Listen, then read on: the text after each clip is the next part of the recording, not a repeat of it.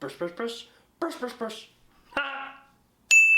Pee-wee's Big Holiday, the Netflix original, released today, Friday, March 18th. I'll start off by saying I'm a big fan of Pee-wee. Pee-wee's Big Adventure is just a fun movie I grew up with. Big top Pee-wee, a good one still. So when they announced this new, redone Pee-wee, like 20 years later, 2 late sequels that didn't work. And going along with those 2 late sequels, the characters are just too old. They don't look like how they used to. So I went into this with the most limited expectations.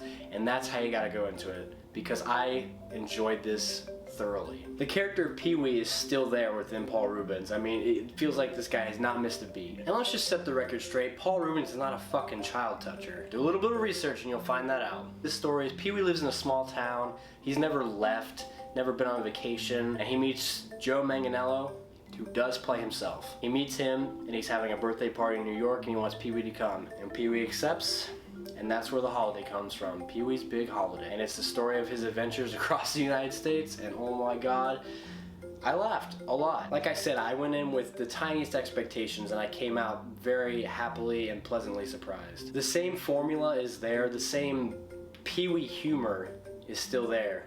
It feels like an old classic Pee-wee movie. There's still that charm, there's Pee-wee's naivety. It's got that great score just like the originals. The peppy, happy-go-lucky songs. There are many times I was laughing. The humor was good.